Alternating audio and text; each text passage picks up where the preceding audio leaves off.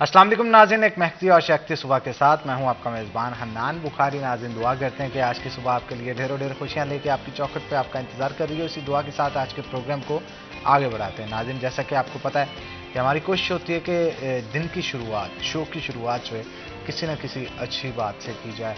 तो आजकल का मैसेज जनाब ये है कि सोशल मीडिया के ऊपर जो है दो तीन चीज़ें हैं जिनका हमें ख्याल रखना चाहिए। एक तो फॉल्स इन्फॉर्मेशन जो है वो नहीं स्प्रेड करनी चाहिए, और इसके साथ साथ हमें एक दूसरे की जो इज़्ज़त है उसका ख्याल सोशल मीडिया के ऊपर रखना चाहिए। सियासी इंतकाम की वजह से समटाइम्स ये होता है कि बहुत सारे लोग अपने सियासी मुखालफिन के लिए बहुत बुरे नारेबाजी और चीज़ों के लफ्ज़ जो है वो इस्तेमाल करते हैं। उनकी तस्वीर लगा के उनके साथ कोई ना कोई ऐसी चीज़ें लगा दी जाती हैं जिससे उनके रिलेटिव्स भी देख रहे होते हैं, उनके घर वाले भी देख रहे होते हैं, उसके बच्चे भी देख रहे होते हैं। तो एक नेगेटिव इम्पैक्ट जो है वो हमारे सोशल मीडिया का, हमारे इखलाक का, हमारे मुआशरे का जो है वो दुनिया भर के सामने जाता है। तो मेरा ख्याल है हमें इखलाकियात को बोलना नहीं चाहिए। जैसे आज हम किसी के लिए जो है किसी के ख़िलाफ़ सोशल मीडिया के ऊपर बगावत करते हैं, तो इस तरह से तो कल को कोई हमारे ख़िलाफ़ भी कर सकता है। कोई भी इंसान दूध का धुला नहीं होता। हम कभी भी किसी को बुरा कहते हुए अपने ज़िगरेबान में अगर झांक लें तो मेरा ख्याल है बहुत सारी खबासतें हमें अपने अंदर भी नज़र आना शुरू हो जाएंगी। तो जो शख्स अपनी बुराई को देख लेता है उसे दूसरी की बुराई जो है वो छोटी लगना शुरू हो जाती है। लेकिन हमेशा कहा जाता है ना कि अपनी बुराई किसी को बुराई नहीं लगती। तो इसलिए कोशिश किया करें कि किसी को भी बुरा भला कहने से पहले सबसे पहले उसके साथ अपनी बुरी आदतों का मुआवजा करें और फिर जाके किसी के किरदार के ऊपर जो है वो उंगली उठानी चाहिए। तो हमें कोशिश करनी चाहिए हर एक की इज़्ज़त करें, हर एक के साथ इखलाक से पेश आएँ, और बाकी जो इज़्ज़त ज़िल्लत का मामला होता है वो अल्लाह ताला के हाथ में होता है। आगे बढ़ते हैं जनाब, सियासत के हवाले से ही आज गुफ्तगू करेंगे। हमारे शहर फैसलाबाद की सियासत किस मोड़ पे जा रही है, क्योंकि देखा जाए तो पाकिस्तान मुस्लिम लीग नून भी काफ़ी मुतहरक है और पीपल्स पार्टी ख़ास तौर पे पंजे गाड़ती हुई शहर फैसलाबाद के अंदर नज़र आती है। और आने वाले दिनों के अंदर कहा जा रहा है कि मज़ीद पेशन गोइयाँ भी बहुत सारी सोशल मीडिया के ऊपर भी गर्दिश कर रही हैं। बहुत सारे लोग हैं जो कि पीपल्स पार्टी का हिस्सा बनने जा रहे हैं। एक स्पेस जो है वो क्रिएट हो चुकी है। स्पेस को कौन कितना किस तरीके से फिल करेगा ये तो आने वाला वक्त ही बताएगा। तो हमारे जो आज के पैनल है, आज के जो गेस्ट हैं उनका तारुफ करवा दूँ। हमारे साथ तो हमारे सीनियर रिपोर्टर उमैर साहब मौजूद होंगे। उमैर साहब वेलकम करते हैं जी आपको थैंक यू। शो के अंदर। और उनके साथ साथ हमारी रिपोर्टर सीनियर रिपोर्टर मरियम रज़ा हमारे साथ मौजूद होंगी। मरियम, आपको भी वेलकम करते हैं शो के अंदर। तो उमैर से शुरुआत करते हैं। उमैर, क्या कहेंगे आने वाले दिनों के अंदर सिचुएशन जो है बड़ी दिलचस्प होती हुई दिखाई दे रही है, और जहाँ पे मेरा ख्याल है एक वक्त था कि पीडीएम एक साथ चल रही थी, अब आहिस्ता आहिस्ता रास्ते अलग किए जाएंगे, एकदम से तो नहीं, लेकिन कहा जाता है कि आने वाले दिनों में ये सूरत हाल देखने को मिलेगी। क्या कहते हैं? बिस्मिल्लाहिर्रहमानिर्रहीम। जहाँ तक आपने बात की है तो देखें, कौमी असम्बली की आइनी मुद्दत जो है वो अगले महीने में पूरी हो रही है, और अब हर गुज़रता दिन जो है वो सियासी लिहाज से उसकी अहमियत जो है, और आप कह लें कि सियासी गर्मा गर्मी आने वाले दिनों में जो है वो उसमें काफ़ी ज़्यादा तेज़ी आएगी। आप देखें, इससे कबल जो था पाकिस्तान तहरीक इंसाफ की जो सूरत हाल चल रही थी, और फिर 9 मई के वाक़यात को आप देखें तो उसके बाद से बड़ी तेज़ी के साथ पाकिस्तान के सियासी मंजरनामे में तब्दीलियाँ वाक़ हुई हैं।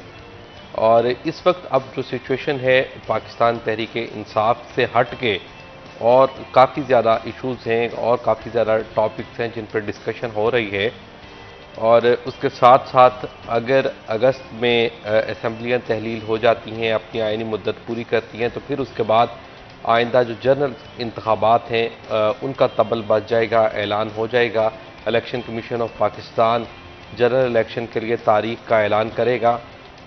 ताहम इस सारे सिनेरियो में बहुत सारी चीज़ें जो काफ़ी ज़्यादा इम्पोर्टेंस का बायस है, जिस तरह पिछले दिनों में बाज़गश्त सुनाई दे रही थी कि शायद मियाँ नवाज शरीफ साहब पाकिस्तान वापस आ रहे हैं, लेकिन वो आए सऊदी अरब में, उन्होंने हज अदा किया और फिर उसके बाद वो वापस लौट गए।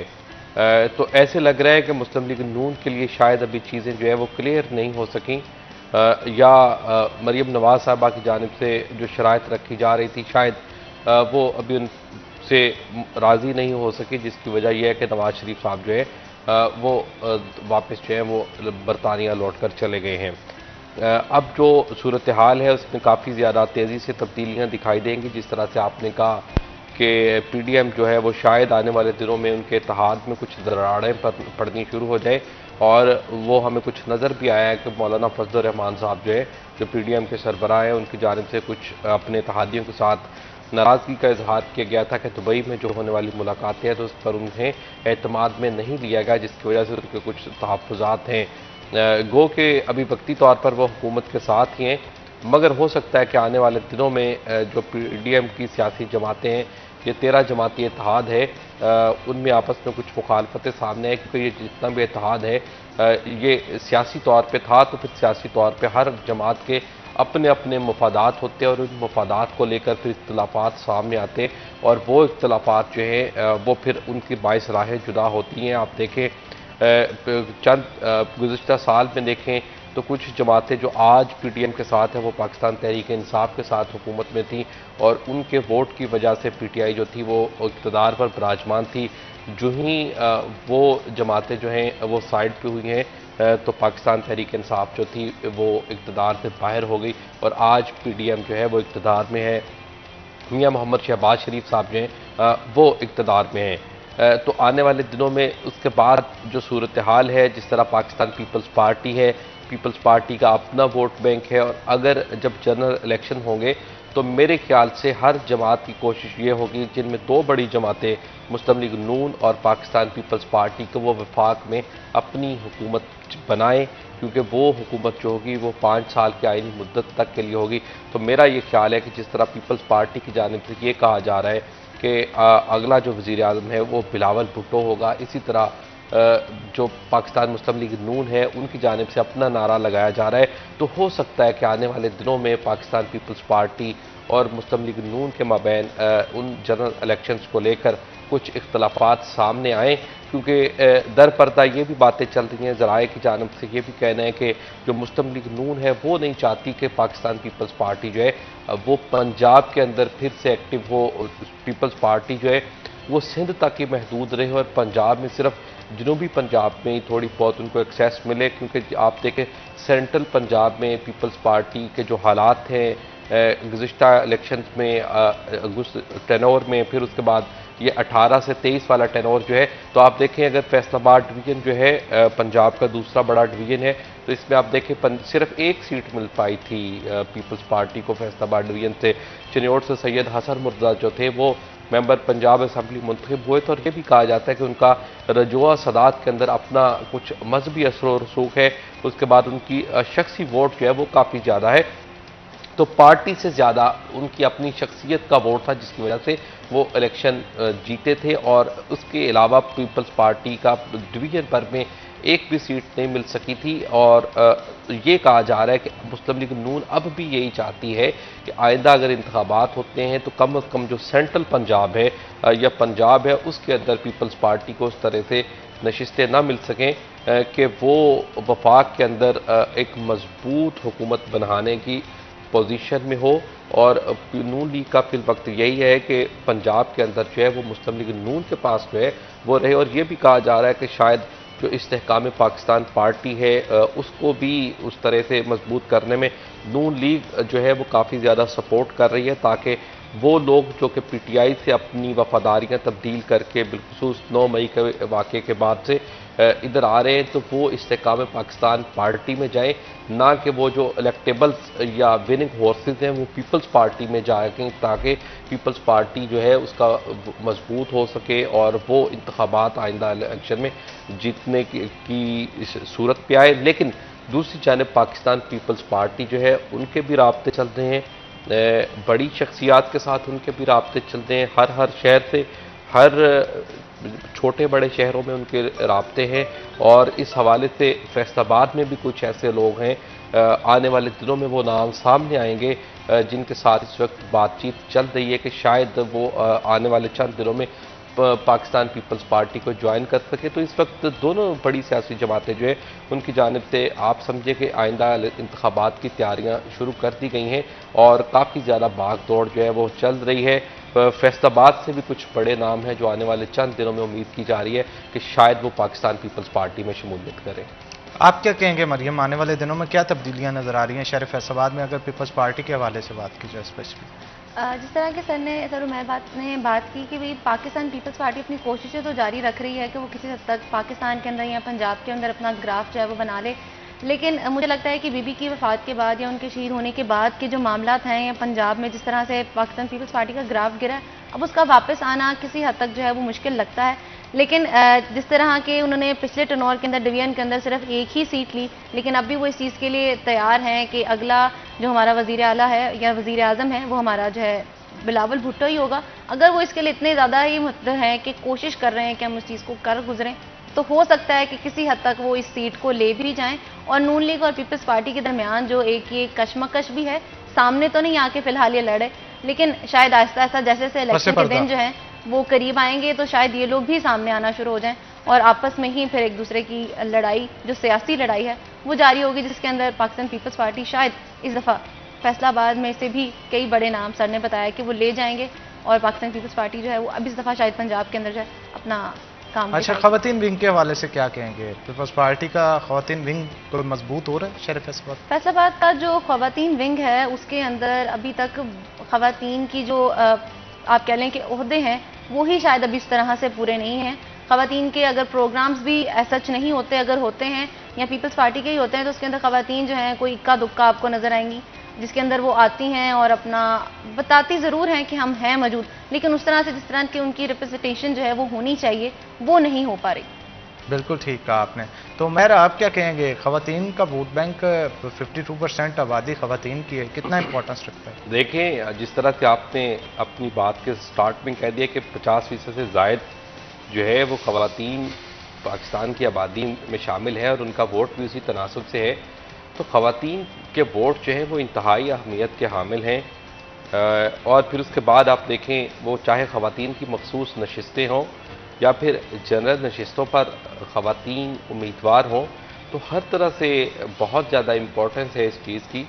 लेकिन जिस तरह से आपने पीपल्स पार्टी की बात की और मैं बता रहा था कि चूँकि 2008 के बाद जब पीपल्स पार्टी की गवर्नमेंट आई 8 से 13 तक, और फिर उसके बाद पाकिस्तान पीपल्स पार्टी का ग्राफ जो है वो सेंट्रल पंजाब और फैसलाबाद में बहुत तेज़ी के साथ ज़वाल पजीर हुआ है। उसके बाद सिचुएशन ये हो गई थी कि फैसलाबाद में कोई बड़े नाम जो थे वो पाकिस्तान पीपल्स पार्टी के पास नहीं रह गए थे, कि उन लोगों ने वक्त के साथ साथ अपनी वफादारियाँ तब्दील की और मुख्तलिफ सियासी जमातों का रुख कर दिया, वो मुस्लिम लीग नून हो या फिर पाकिस्तान तहरीक इंसाफ हो।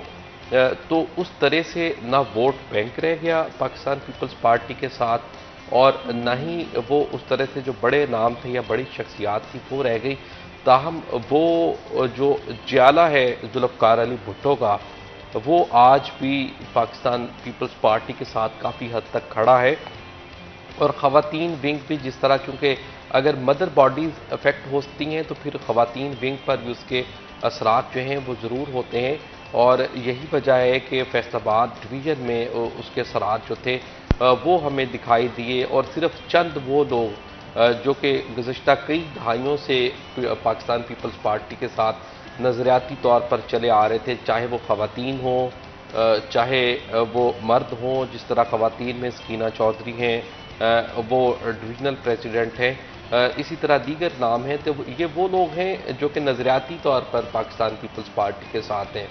अगर आप वोटर्स की बात करें तो वोटर जो है वो इंतहाई कम तादाद हो चुकी है पीपल्स पार्टी के साथ। ताहम अगर पीपल्स पार्टी पंजाब में कम बैक करती है और उसके साथ कुछ बड़े नाम जो हैं वो दोबारा पीपल्स पार्टी को ज्वाइन करते हैं, तो मैं समझता हूँ, और उसके बाद कोशिश होती है, तो मैं समझता हूँ कि पाकिस्तान पीपल्स पार्टी दोबारा फैसलाबाद में अपना वोट बैंक हासिल करने में काफ़ी हद तक कामयाब हो सकेगी। और आइंदा इंतखाबात जो होगा उसमें फिर कांटेदार मुकाबले की तवक्को हो सकती है।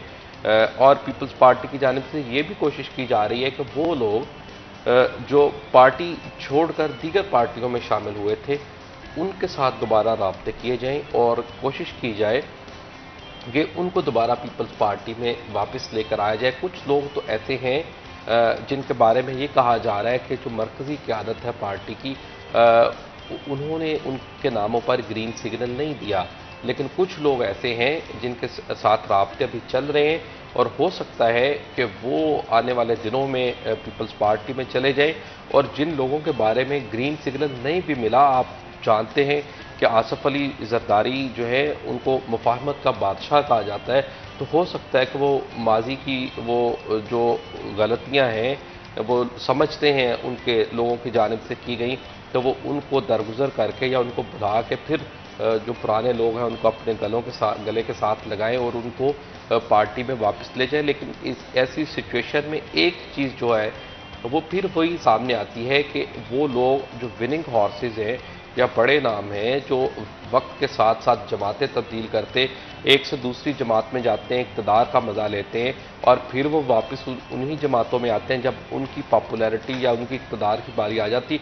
तो ऐसे में जो आम वर्कर है, आम किसी भी पार्टी का, वो चाहे पीपल्स पार्टी का है, वो नून लीग का है, किसी और बड़ी सियासी जमात का है, तो उनके साथ ये ज़्यादती होती है। आप देखें 2 इंतखाबात जो 13 के और फिर उसके बाद 18 के इंतखाबात हैं, उनमें पीपल्स पार्टी के अंदर फैसलाबाद में कोई बड़े नाम नहीं थे। जो आम जाले थे उन्होंने तीर के निशान को जिंदा रखा कि चले ये बेनज़ीर भुट्टो की निशानी है, ये जुल्फ़कार अली भुट्टो की निशानी है, तो उन लोगों ने अपने नामों को जिंदा रखा। अगर अगले इलेक्शन में या इस इंतखाब में पार्टी उन लोगों को टिकटों से महरूम करके फिर वो नए आने वाले लोगों को नवाजती है टिकटों से, तो मैं समझता हूँ ये कम अज़ कम उन जालों के साथ, उन लोगों के साथ ज़्यादती होगी जिन्होंने आपके ज़वाल के वक्त में पार्टी को ज़िंदा रखा और पार्टी के नाम को ज़िंदा रखा। लेकिन पाकिस्तान में चूँकि आप देखें तमाम सियासी जमातों का यही वतीरा है, आजकल यही सियासत चल रही है, तो वो जो नज़रियाती कारकुन हैं उनको उनके हुकूक मैं समझता हूँ कि सियासी जमातें देने में नाकाम दिखाई देती हैं। बिल्कुल ठीक कहा आपने, लेकिन दूसरी जानब देखा जाए तो बड़े नाम हैं जो शहर फैसलाबाद के अभी किसी पार्टी में नहीं गए। नसरुल्लाह गुम्मन है, फिर इसके अलावा शेख खुरम शहजाद हैं, एक तो बाहिर भी फैज़ुल्लाह का मौका चले गए हैं, और ऐसे और भी कई इंजीनियर एहतशाम हैं और इस तरह के काफ़ी नाम। देखिए, मैंने जिस तरह से पहले बात की कि राब्ते चल रहे हैं और किसी का नाम लेना ये कबल अज़ वक्त होगा, लेकिन राब्ते चल रहे हैं और बिलखुसूस उन लोगों के साथ जो लोग पहले पाकिस्तान पीपल्स पार्टी में थे और छोड़कर दीगर जमातों में चले गए। राजा रियाज के बारे में उनके राजा साहब के बारे में ये कहा जा रहा है कि शायद वो भी अभी नहीं चाहते। दूसरा जो मरकजी क़यादत है वो अभी राजा साहब को वापस लेने में हमें नहीं दिखाई देती, इस पे राज़ी नहीं हो रही कि राजा साहब जो है वो दोबारा पाकिस्तान पीपल्स पार्टी में आए। और शायद अभी राजा रियाज साहब भी जो है वो भी मुस्लिम लीग नून में के साथ ही आइंदा इलेक्शन जो है उनके टिकट से लड़ना चाह रहे हैं। नून के टिकट से लड़ना चाह रहे हैं? जी, राजा रियाज साहब के अभी तक तो यही नजर आ रहा है, लेकिन अगर आने वाले दिनों में कुछ तब्दीली होती है तो उसके बारे में कुछ कहा नहीं जा सकता। उसके बाद पीपल्स पार्टी की जानिब से साबिक जो MNA जो हैं शेख खुरम शहजाद के साथ भी रब्ता किया गया है, डॉक्टर निसार जट के साथ भी पाकिस्तान पीपल्स पार्टी ने रब्ता किया है, 1-2 नाम और हैं, उन लोगों के साथ भी पाकिस्तान पीपल्स पार्टी ने रब्ते किए हैं कि आप लोग पीपल्स पार्टी को ज्वाइन करें। कुछ लोगों की जानिब से ग्रीन सिग्नल दिया गया है, लेकिन अभी तक उनकी जानिब से जो फैसला है वो सामने नहीं आ सका। और मैं समझता हूँ कि जब ये आइनी मुद्दत पूरी हो जाएगी, केयर टेकर सेटअप आएगा, तो उसके बाद ये तब्दीलियाँ जो हैं पीपल्स पार्टी या दीगर पार्टियों में शमूलियत के हवाले से वो नाम सामने आएंगे। बिल्कुल ठीक कहा आपने। यहाँ पे छोटी सी ब्रेक लेंगे, ब्रेक के बाद दोबारा हाजिर होते हैं। आपने कहीं नहीं जाना, हमारे साथ रहना।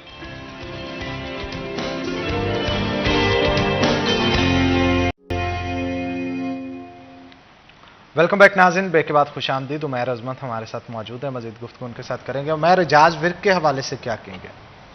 एजाज विर्क के साथ भी पीपल्स पार्टी की जानिब से मुकामी क़यादत की जानिब से रब्ता किया गया है, लेकिन मरकज़ी क़यादत की जानिब से उनके हवाले से भी अभी इतलात ये है कि मेरे ज़राए के मुताबिक ग्रीन सिग्नल नहीं दिया मरकज़ी क़यादत ने पाकिस्तान पीपल्स पार्टी की जो क़यादत है, लेकिन जो मुकामी लोग हैं उन्होंने रब्ते की कोशिश की है। ताहम इनके नाम पे भी अभी कोई मज़ीद पेशरफ्त नहीं हो सकी है, दीगर जिस तरह मैंने नाम बताए। लेकिन दूसरी बात अगर हम देखें तो ये जो पिछली हल्का बंदियाँ थी उनके हिसाब से NA 109 हल्का बनता था, वहाँ से पीपल्स पार्टी के पास और कोई अभी तक मजबूत कैंडिडेट मौजूद नहीं है। 2 नाम है, या फैज़ुल्लाह का मौका या फिर एजाज विर्क। मुस्लिम लीग नून जो है वहाँ से मियां अब्दुल मन्नान जो है वो साबिक MNA रहे हैं और वो भी टिकट के उम्मीदवार हैं। एजाज बेग जो है वो फ़िलहाल पाकिस्तान मुस्लिम लीग नून के साथ हैं, वो भी नून लीग से टिकट के ख्वाह हैं। लेकिन आप देखें इन दोनों में से कोई एक नाम जो है वो पाकिस्तान पीपल्स पार्टी में शमूलियत करेगा। और ये भी कहा जा रहा है कि फैजुल्लाह कमोका के साथ भी रब्ता किया गया है, ताहम अभी वो मुल्क से बाहर हैं। PTI से उन्होंने अपने राहें जुदा की और उनको ये भी कहा गया कि आप चूँकि पहले भी जाले थे, पीपल्स पार्टी से ताल्लुक़ था, तो अब अपनी पार्टी में दोबारा वापस आ जाएँ। तो ये बातचीत चल रही है। जिस तरह मैंने ब्रेक से पहले कहा था कि ये ब्रेक थ्रो जितने भी हैं, ये जब केयर टेकर सेटअप आएगा, इलेक्शन का माहौल बनेगा, तो उस वक्त ये ज़्यादातर फैसले जो हैं वो उसी मुनासबत से होंगे। पत्ते फिर उस हिसाब से शो किए जाएंगे। बहुत सारे लोग ऐसे भी हैं ना जो देख रहे हैं नून लीग में जाते हैं कि नहीं टिकट मिलता है कि नहीं, फिर इधर से उठ के उधर चले जाएं। ज़्यादातर लोग इसी चीज़ का इंतज़ार कर रहे हैं कि हवा किस तरफ की चलेगी, क्योंकि अभी तो जो है आइनी मुद्दत पूरा होना बाकी है। PDM की गवर्नमेंट चल रही है, वो 13 जमाती इत्तेहाद जो है वो चल रहा है। जब केयर टेकर सेटअप अनाउंस होगा, इलेक्शन शेड्यूल अनाउंस होगा, फिर उसके बाद हिकमत अमली बनेगी। क्योंकि अभी उस पर बातचीत तो पार्टी सियासी जमातों की जानिब से जो अंदरून खाना मीटिंग चल रही हैं उनमें हो चुकी होगी, लेकिन जो वाज़ेह सिचुएशन है वो जब इलेक्शन शेड्यूल अनाउंस होगा तो उसमें ही होगी।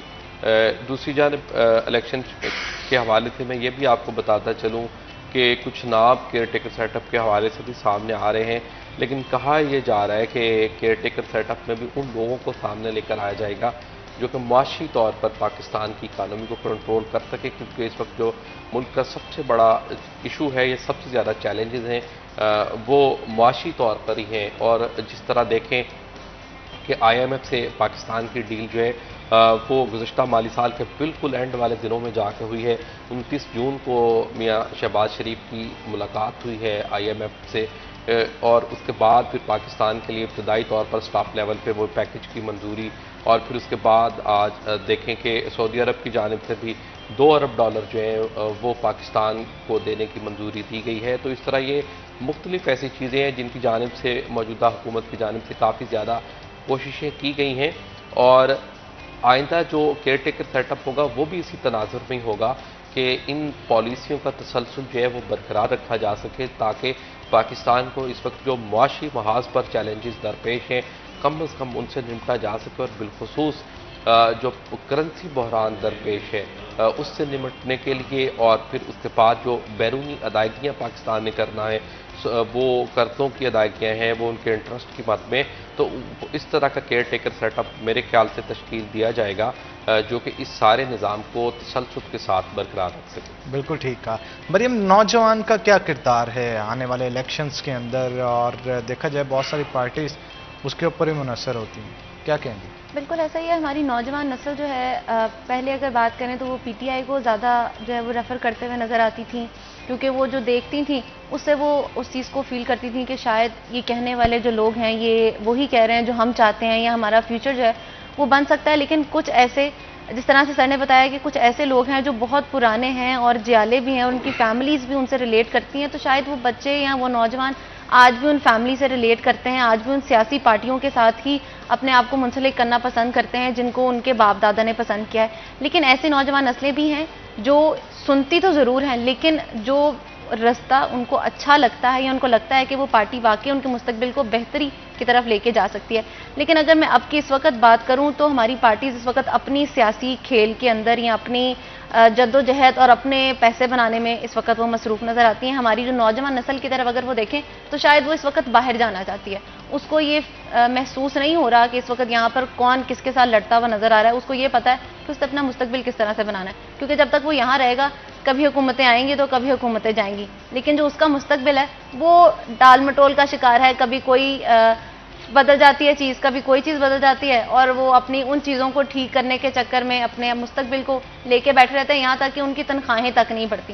कह दिया जाता है लेकिन तनख्वाहों का सिलसिला जो है वो रुका रहता है, जिसकी वजह से कई ऐसे नौजवान होंगे जिनकी शादियां नहीं होंगी इस वजह से, क्योंकि उनकी तनख्वाहें नहीं बढ़ी। तो बड़ी परेशानी की बात है कि उनकी तनख्वाहें नहीं बढ़ी। अगर आप, वो कहते हैं सिस्टम कैसे चलाएंगे, घर का कैसे चलाएंगे, और उसमें शायद उस नौजवान को ये मसला नहीं है कि सियासत में क्या चल रहा है, उसको मसला ये है कि उसकी तनख्वाह में या उसको महीने के बाद जो उसकी अर्निंग है, उसकी मेहनत की, वो उसको पूरी नहीं मिल रही। और मुझे लगता है कि शायद इस वक्त वो उन पार्टियों को छोड़ चुके हैं जिनको वो पहले कहीं पसंद किया करते थे और उनके रैलियों में जाके नारे लगाया करते थे कि ये बंदा या बंदी या ये लीडर जो है, हम इसको अपना वाकई ही लीडर समझते हैं। आपको नहीं लगता सोशल मीडिया का भी गलत इस्तेमाल इस सेंस के लिए किया जाता है, पॉलिटिकल जो दुश्मनियां हैं वो अब जंग सोशल मीडिया के ऊपर खेली जाती है? सोशल मीडिया के ऊपर 9 मई के वाकये के बाद तो एक प्रॉपर जंग जो है वो लड़ी गई, ट्विटर के थ्रू, फेसबुक के थ्रू। वो जंग तो अच्छी थी, लोगों ने कंडेम किया कि यार 9 मई को जो हुआ वो गलत था, लेकिन मैं यहाँ पे बात कर रहा हूँ कि जो एक दूसरे पे सियासी कदगने लगाते हैं, मुख्तलिफ जुमलों का तबादला करते हैं और किसी के तस्वीर के साथ कोई लोटा लगा देते हैं, क्रॉस लगा देते हैं, चप्पल का निशान, ये मुनासिब नहीं है। बिल्कुल मुनासिब नहीं है। लेकिन ये वही लोग हैं जिनको मैं कहती हूँ कि सो कॉल्ड व्लॉगर्स बैठे हुए हैं और उनको लगता है कि वो जो चीज़ें या फैक्ट एंड फिगर्स वो लोगों के पेश कर रहे हैं, उन तक जो देखने वाले वो भी वो हैं जो स्क्रॉलिंग करते करते उनको नजर आती है कि अच्छा ये चीज़ चल रही है और इसका मजाक जो है वो इस तरह से उड़ाया जा रहा है, तो बड़े खुशी के साथ उसको शेयर करते हैं क्योंकि वो भी वही चीज़ को पसंद कर रहे होते हैं। लेकिन इस चीज़ को ऐसे नहीं करना चाहिए। सियासत जो है उसको उसी तरह से हमें परफॉर्म करना चाहिए, जो उसको जानते हैं या उसके बारे में इंफॉर्मेशन रखते हैं वो उसके बारे में बोलें या उसके बारे में कोई चीज़ पोस्ट करें सोशल मीडिया पे स्पेशली, तो वो उस फैक्ट और फिगर्स के साथ होनी चाहिए, ना कि बल्कि अगर आप इख्तलाफ राय भी रखते हैं तो उसको प्रेजेंट करने का तरीका भी बड़ा मुख्तलिफ सा होता है। अल्फाज के साथ उसको अच्छे तरीके से रिप्रेजेंट किया जा सकता है, ना कि किसी का नाम इस्तेमाल कर कर, ऐसे अल्फाज का इस्तेमाल कर कर, या जिस तरह से आपने बताया कि कभी क्रॉस की, कभी लोटे की पिक्चर लगाकर उस बंदे के साथ समझाने के लिए कि भाई वो था, उसका नज़रिया और तरह का है, आपका और है, लेकिन इसको इस तरह से प्रेजेंट करना सोशल मीडिया पे मुझे लगता है कि बहुत गलत है। तज़हीक करना किसी की और अपना नज़रिया पेश करना, ये दोनों मुख्तलिफ चीज़ें होती है। तो मैं नाज़रीन से यही दरख्वास्त करूँगा कि जब भी आप सोशल मीडिया के ऊपर किसी के हक़ में लिखें तो वो भी दलील के साथ, किसी के ख़िलाफ़ लिखें तो वो भी दलील के साथ लिखें, लेकिन यहाँ पे इखलाकियात को नहीं, एथिक्स को नहीं भूलना चाहिए। जब आप एथिक्स को भूलते हैं तो ये चीज़ शो करती है कि आपकी परवरिश किस तरीके से की गई है। तो आप एक अच्छे और मुखलिस शहरी होने का सबूत जो वो सोशल मीडिया के ऊपर दिया करें। मेरे ख्याल है इससे बेहतरीन और एक हेल्दी मुआशरा जन्म में आएगा।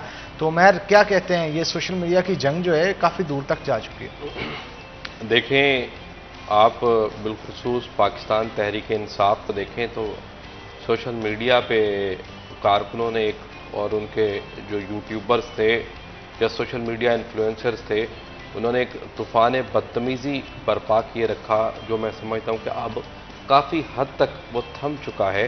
वो एक्सपोज भी हो गया ना कि जानबूझ के जो गलत नहीं भी होता था उसके खिलाफ, और जो खिलाफ खड़ा हुआ उसके खिलाफ शुरू हो जाता और इसके साथ न सिर्फ पीटीआई बल्कि जो हमारी दीगर सियासी जमातें हैं उनकी जानिब से एक प्लैंड प्रोपेगेंडा जो है वो सोशल मीडिया पर किया जाता है, जिसकी वजह यह है कि आम आदमी को पता ही नहीं होता बिलखुसूस कि उसके साथ हो क्या रहा है या मुल्क के अंदर हो क्या रहा है। वो छोटी से छोटी बात जो है उसको इतनी बड़ी कामयाबी बना के दिखाया जाता है, बिलखुसूस जो भी जमात इक़्तिदार में होती है।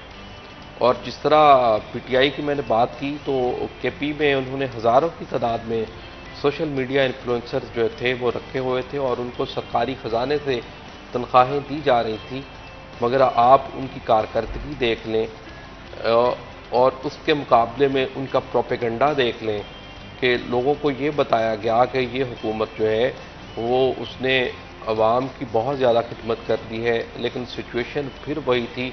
गो के उनके दौर में जो एक्सपोर्ट्स थी उनमें काफ़ी हद तक इजाफा हुआ, लेकिन मैं यहीं से बात को कंटिन्यू करते हैं, लेकिन एक छोटी सी ब्रेक के बाद। तो नाज़रीन ब्रेक के बाद दोबारा हाजिर होते हैं। आपने कहीं नहीं जाना, हमारे साथ हैं।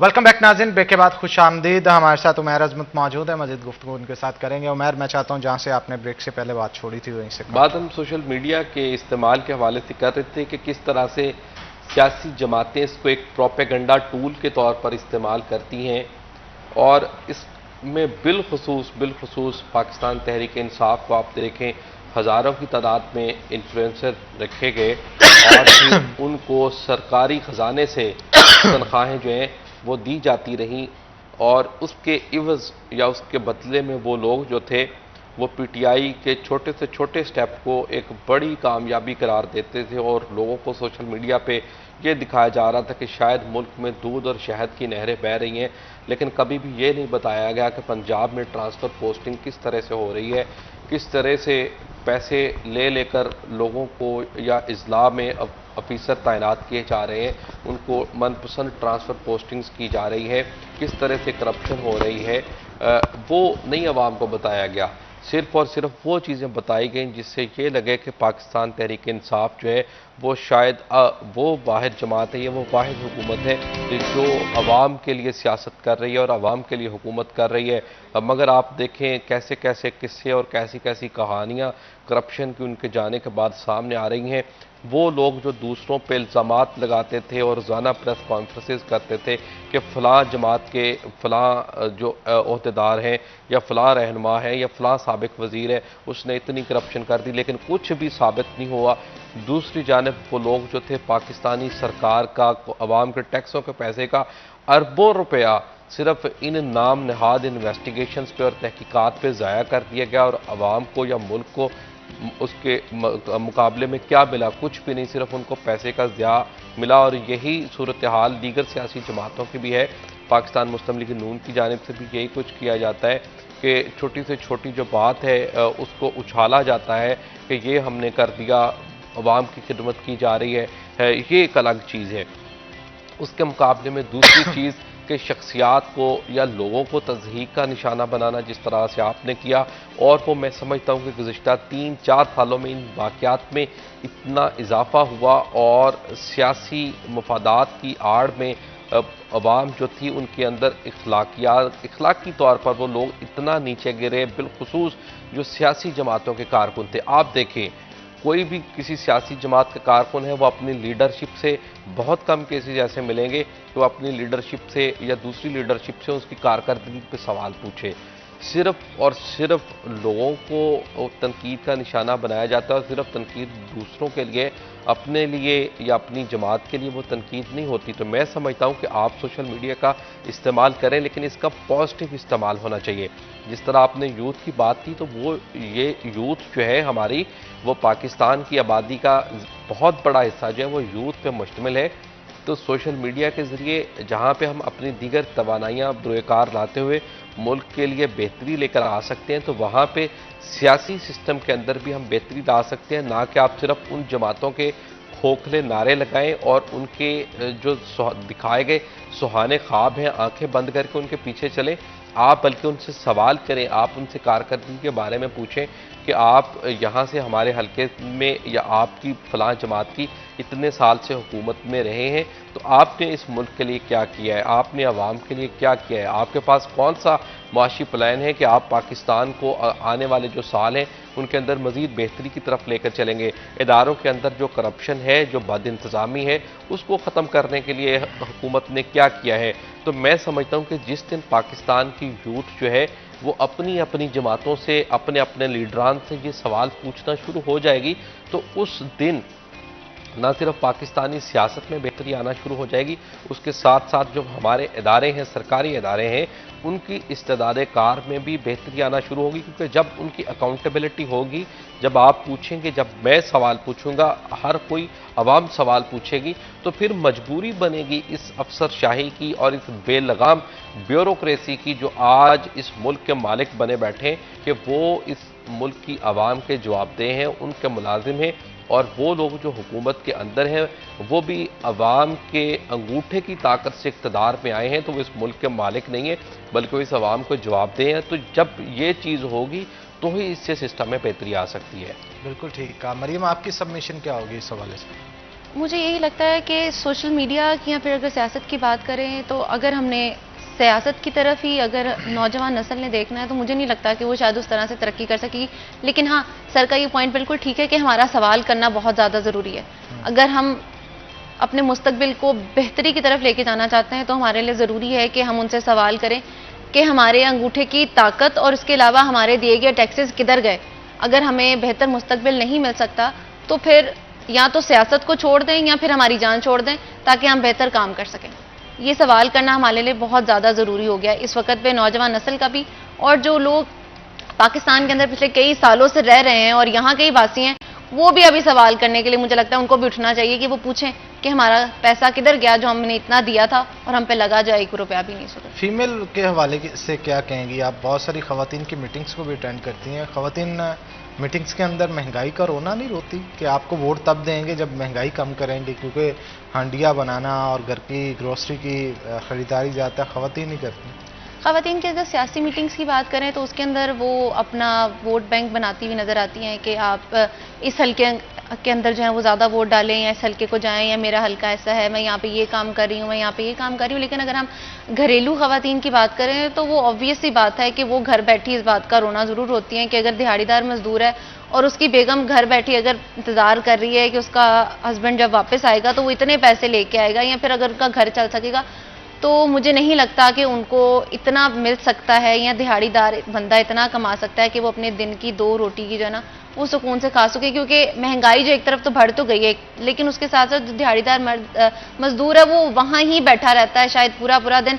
अगर आज भी हम घंटाघर बाजार में जाएं तो वहाँ पे पूरी लाइन लगी होती है, वहाँ पे मजदूर बैठा होता है जो सुबह से लेकर शाम तक इस इंतजार में होता है कि शायद कोई आएगा और उसको ले जाए, शायद उसको दिहाड़ी जो है वो मिल जाए। और घर बैठे जो बच्चे हैं जो इस वक्त खाने का इंतजार कर रहे हैं इस महंगाई के दौर के अंदर, वो उनका कम हो सकेगा, लेकिन नहीं, वो उसी तरह से हर दिन आता है, चढ़ता है और ख़त्म हो जाता है, लेकिन उनकी तकलीफ परेशानी जो है वो वहाँ पर उसी तरह से जो है वो रहती है। बिल्कुल ठीक कहा उमैर। इन सारी बातों में हम काफ लीग को भूल गए हैं। चौधरी साहब भी आ गए हैं काफ लीग में और मेरा ख्याल है काफ़ी मुतहरक भी हैं। तो देखिए, मैं उनका असर बड़ा है फैसलाबाद के अंदर। मैं नहीं समझता कि मुस्लिम लीग काफ कोई बड़ा कम बैक कर सकेगी दोबारा जो है वो उस तरह से कि वो लोग, क्योंकि ये जमात जो थी ये एक आमर की कोख से पैदा हुई थी, परवेज़ मुशर्रफ के दौर में ज़्यादा इसको एक्टिव किया गया और उसके बाद से आप देखें कि उनके रुखसत होते फिर इस जमात की जो सूरत हाल हुई वो आज सबके सामने है। और कुछ लोगों ने तो उसको तांगा पार्टी भी कहा। आप ये कह सकते हैं कि कुछ लोग नए लोग इसमें शामिल हो सकते हैं, मगर इस पोजीशन में नहीं होगी कि कोई हुकूमत बनाने की पोजीशन में आ सके या कोई इतनी बड़ी तादाद में लोग जो वो दोबारा फिर से काफ लीग में आए। तो मैं समझता हूँ कि वही आप उनको चले हुए कारतूस कह सकते हैं कि वो अपनी जो पोजीशन है चंद एक सीटों वाली वो तो उनकी बरकरार रहेगी, लेकिन कोई बड़ा ब्रेक थ्रू जो है या बड़ा कम बैक है वो मुझे नहीं नज़र आ रहा कि मुस्लिम लीग काफ पंजाब में या वफाक में कर सके। बिल्कुल ठीक कहा आपने, लेकिन पॉसिबिलिटी तो स्टिल है क्योंकि चौधरी सरवर के बड़े स्ट्रॉन्ग लिंक्स हैं फैसलाबाद में। अगर स्टेक्स देखिए, सियासत के अंदर कुछ भी हरफ आखिर नहीं होता कभी भी, और बिलखुसूस पाकिस्तानी पॉलिटिक्स के अंदर अनसर्टेनिटी जो है वो तो हर वक्त मौजूद रहती है। आपको नहीं पता होता कि आने वाले 15 दिनों के अंदर अंदर पाकिस्तान का जो सियासी मंजरनामा है वो उसमें किस कदर तब्दीलियाँ हो सकती हैं। चौधरी सरवर के काफ़ी ज़्यादा लिंक्स हैं फैसलाबाद के अंदर, लेकिन आप ये देखें कि आपके पास पॉलिसी क्या होगी, आपके पास नज़रिया क्या होगा, या क्या आपके पास उस लेवल के लोग फिर दोबारा आएंगे कि जो इलेक्टेबल्स हों, और कम से कम कोई आपके पास प्लान होना चाहिए, माशी प्लान होना चाहिए कि आप अगर हुकूमत में आते हैं तो उसके बाद आप इस मुल्क के लिए क्या कर सकते हैं। तो उस तरह से मैं समझता हूँ कि पाकिस्तान मुस्लिम लीग काफ जो है वो इस लेवल पे नहीं है। जिस तरह मैंने कहा कि कुछ लोग नए लोग जो हैं वो शामिल हो सकते हैं, लेकिन इस लेवल पे नहीं कि वो वफाक के अंदर या पंजाब के अंदर अपनी हुकूमत बनाने की पोजीशन में हो जाए। ताहम कुछ लोगों की शमूलियत जो है, क्योंकि आप देखें बहुत बड़ी तादाद ऐसी लोगों की मौजूद है जिन्होंने पाकिस्तान तहरीक इंसाफ को खैर बात कहा है, उनमें टिकट होल्डर्स हैं, तंजीमी ओहदेदारान हैं। बिल्कुल, लेकिन ये आने वाला वक्त बताएगा आपकी सूरत हाल किस तरफ जाती है। आप दोनों का बहुत शुक्रिया शो में आने के लिए। यहाँ पे नाज़रीन छोटा सा ब्रेक के बाद दोबारा हाजिर होंगे। आपने कहीं नहीं जाना, हमारे साथ रहना है।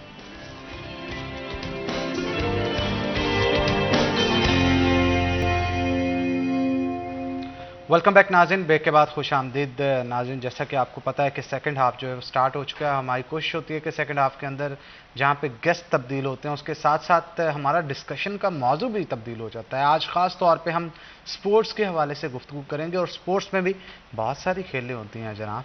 लेकिन स्पेसिफिकली आज हम पंजाबियों का खेल जो है कबड्डी, उसके हवाले से गुफ्तगू करेंगे। क्योंकि देखा जाए तो पिछले 5 सालों के अंदर जितना फ्लरिश ये खेल इंटरनेशनली, मैं सिर्फ पाकिस्तान की हद तक नहीं कहूँगा, इंटरनेशनली जितना एक्सपेंड किया है, मेरा ख्याल है कि शायद ही कोई खेल हो जो कि सब कॉन्टिनेंट के अंदर इतना पॉपुलर थोड़ी देर में हो गया। पॉपुलर तो पहले भी था पंजाबियों के अंदर, लेकिन इसके साथ साथ जिस तरह से ये सोशल मीडिया की जीनत बना, जिस तरह से ये दीगर मीडिया हाउसेस ने इसको उठाया, मेरा ख्याल है उसके बाद इसकी पॉपुलैरिटी में दिन ब दिन इजाफा होता चला गया। और वैसे भी कहा जाता है कि किसी भी मुल्क की सेहत के हवाले से देखना है तो वहाँ पे खेलों का कितना राज है, खेलों में कितने बड़े नाम हैं, इस चीज़ को देख लिया जाए तो इससे काफ़ी हद तक चीज़ों का पता चल जाता है। तो जनाब हमारे यहाँ अब कबड्डी के बहुत ज़्यादा प्लेयर हैं। स्पेसिफिकली हम फैसलाबाद की बात करें तो बहुत बड़े बड़े प्लेयर हैं जो कि यहाँ से निकल के दुनिया भर के अंदर उन्होंने नाम बनाया। हमारी नेशनल टीम के अंदर भी 80% तकरीबन जो प्लेयर्स हैं वो शहर फैसलाबाद से उनका ताल्लुक़ है। बिनियामीन है, मलक बिनियामीन, और इसके अलावा मुशर्रफ हैं और बहुत सारे हैं, इमरान हैं, बहुत सारे ऐसे प्लेयर्स हैं जिन्होंने इंटरनेशनली अपना बड़ा नाम बनाया। बड़े ज़बरदस्त रेड करते हैं, बड़े ज़बरदस्त जाफी हैं हमारे यहाँ। तो ये पंजाबियों का खेल है और चढ़दा और लहंदा पंजाब जो है ये सब कॉन्टिनेंट का एक ऐसा अहम हिस्सा है जिससे ये कॉम्पलें फूटती हैं इस खेल की। और इसी को देखा देखी फिर ईरान भी, भारत भी और बहुत सारे मुल्कों ने जो है वो इसके अंदर पार्टिसिपेशन शुरू कर दी।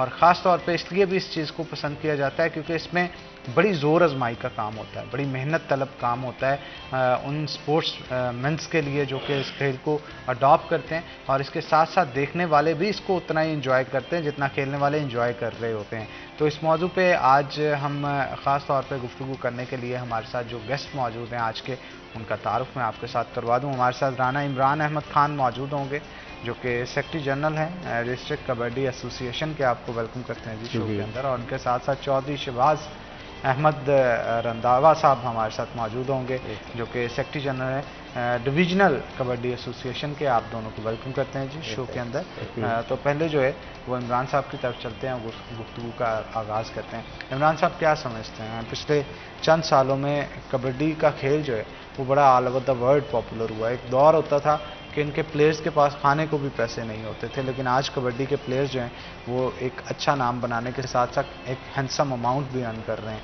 क्या कहेंगे इस हवाले से? देखिए जी, जो कबड्डी है वो हमारे खून में शामिल है पंजाबियों में। जैसे आपने कहा हमारे पंजाब का खेल है, हमारे कॉन्टिनेंट का खेल है, चढ़दे पंजाब लहंदे पंजाब का खेल है। और जो भी पंजाबी होगा उसके खून के अंदर जब कबड्डी शामिल होगी। क्रिकेट के बाद सबसे पॉपुलर गेम है वो कबड्डी है। अगर लड़कों को जो मनी मिलती, पैसे मिलते हैं, वो क्रिकेट के बाद अगर सबसे ज़्यादा पैसा अब कबड्डी में है। और जो हमारे लड़के हैं वो इंटरनेशनल लेवल पर उन्होंने अपने आप को मनवाया, मेहनत की है और पाकिस्तान का नाम रोशन किया, अपने शहर का नाम रोशन किया। पूरा पाकिस्तान एक तरफ फैसलाबाद एक तरफ, जितने भी हमारी टीम पाकिस्तान की बनती है उसमें ज़्यादा लड़के फैसलाबाद 90% तक भी, 100% भी लड़के हम टीम बने तो हमारे बन सकते हैं।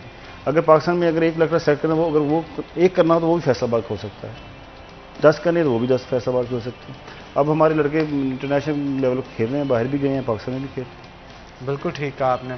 क्या लगता है आपको एक प्लेयर कितना अर्न कर लेता है जो कमिटी टीम का हिस्सा होता है? देखिए जो इतने पैसे इतने ज़्यादा नहीं, जो बच्चे खेलते हैं पहले तहसील खेलते हैं, डिस्ट्रिक्ट खेलते हैं, डिवीज़न खेलते हैं, पंजाब खेलते हैं, फिर उनको महकमा उनको ज्वाइन कर बुला लेता है। अगर वो लड़का अच्छा है तो उसको किसी महकमे में उसको डिपार्टमेंट में जॉब मिल जाती है।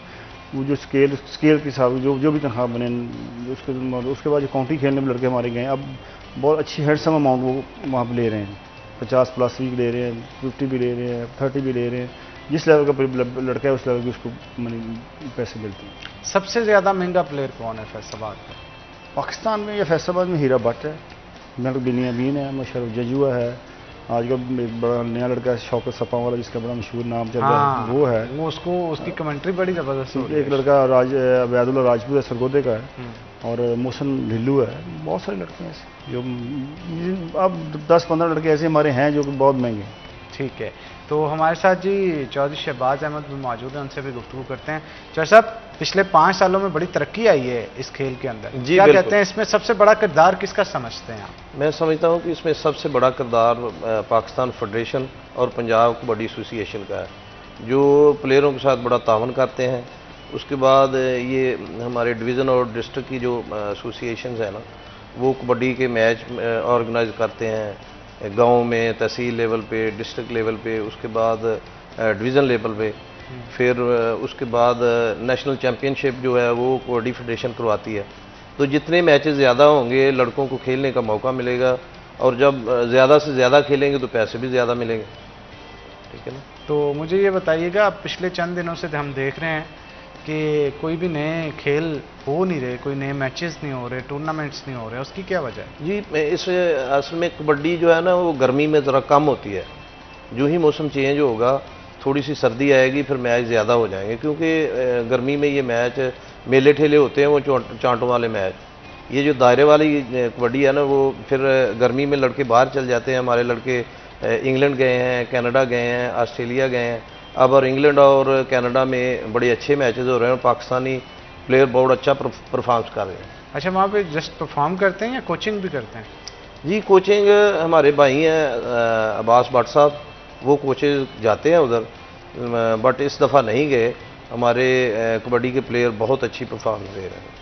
जी बिल्कुल, कबड्डी के प्लेयर अच्छी परफॉर्मेंस तो दे रहे हैं, और इनकी अच्छी परफॉर्मेंस की वजह से ये पाकिस्तान की टीम है जो कि दुनिया भर के अंदर नाम अपना बना रही है। और वैसे भी जब पंजाबियों का खेल कहा जाता है तो पंजाबी जहाँ पे भी होगा ना वो अपनी छाप तो छोड़ेगा।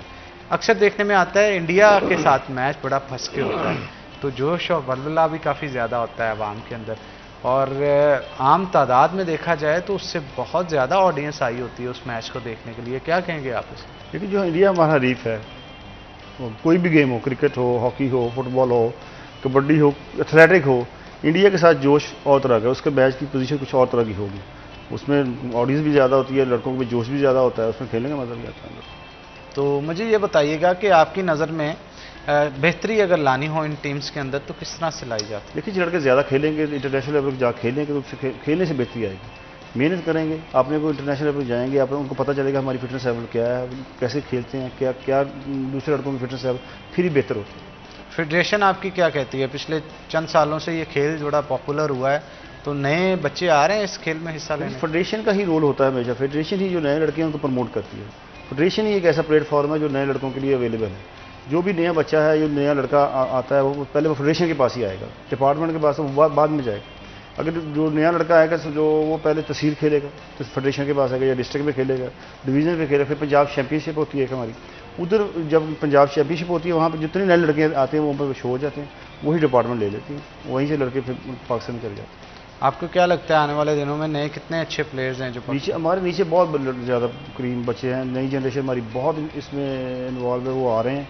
और इंशाल्लाह जो लेवल है बच्चों का, मुशर्रफ जैसे रिटायरमेंट के करीब चला गया, अभी सेकंड मुशर्रफ नहीं है, मगर उस वहाँ तक आने के लिए मेहनत करनी पड़ेगी। लड़के जैसे अभी आप कह रहे हैं मीडिया, सोशल मीडिया का दौर है, लड़के मेहनत नहीं करते, सोशल मीडिया की तरफ चले गए, मगर कोई भी काम बाईपास नहीं हो सकता। मेहनत से ही मुकाम बनेगा, मेहनत से इज्जत बनेगी, और मेहनत से पाकिस्तान का नाम बचेगा। बिल्कुल ठीक कहा आपने।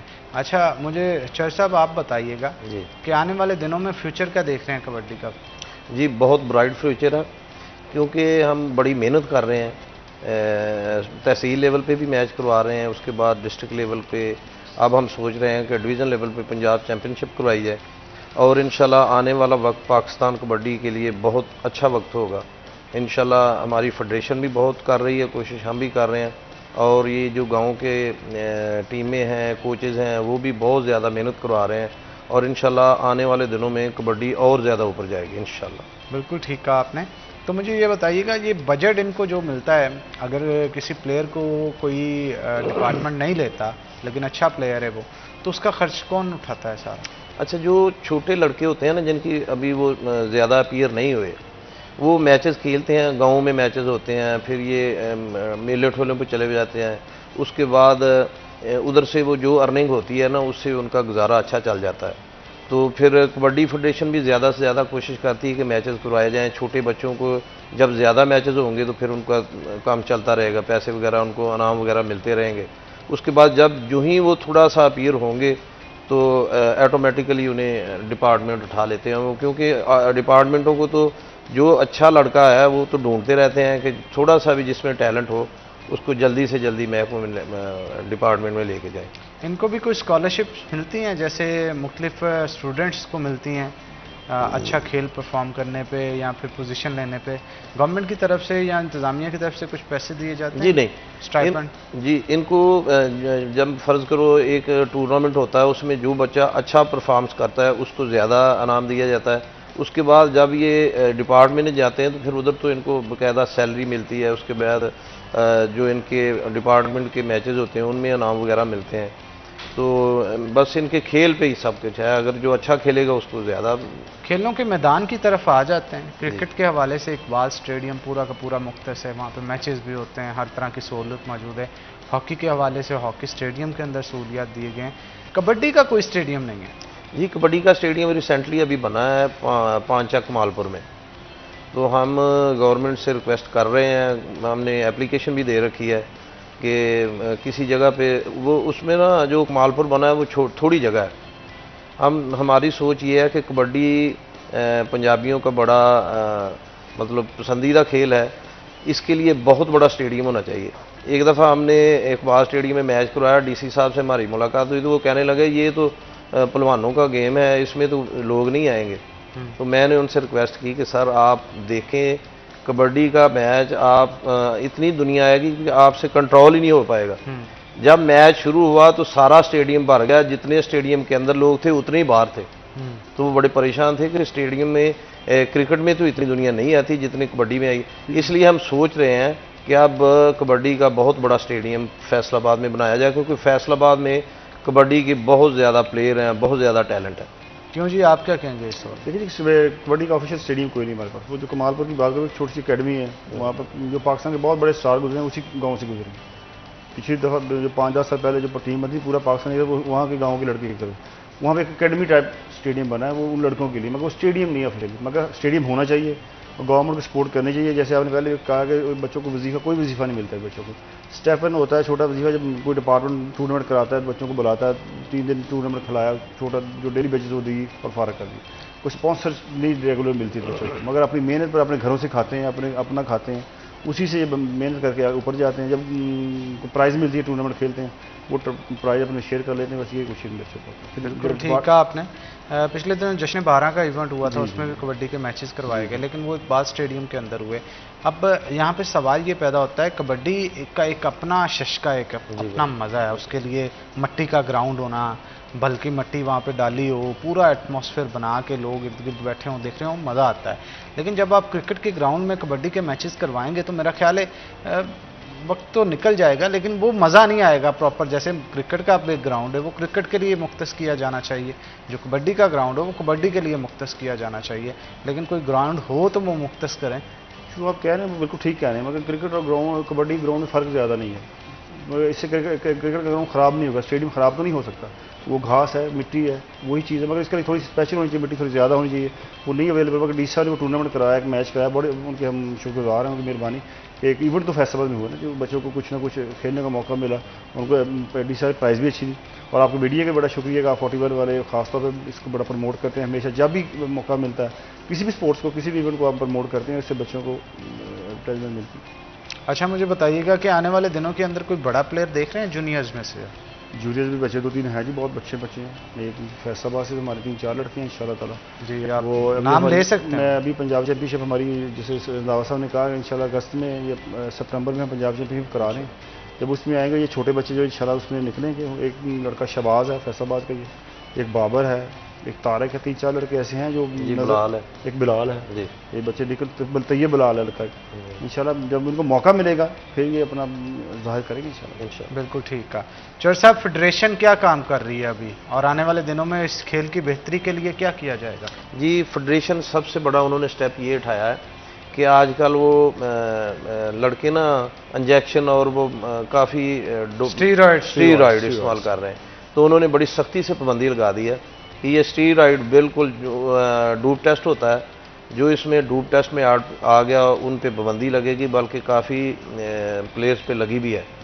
तो वो ये उनका बहुत अच्छा स्टेप है कि जो लड़के ये स्टीरॉइड मेडिसिन से बच जाएंगे उनका फ्यूचर भी अच्छा होगा, उनका मतलब उनकी सेहत के लिए भी बहुत ज़रूरी है। तो आने वाले दिनों में भी 2 बहुत बड़े इवेंट करा रहे हैं, गोल्ड कप करा रहे हैं, नेशनल चैम्पियनशिप करा रहे हैं। इंशाल्लाह बहुत जल्दी उनका भी फैसला हो जाएगा। बिल्कुल ठीक कहा आपने।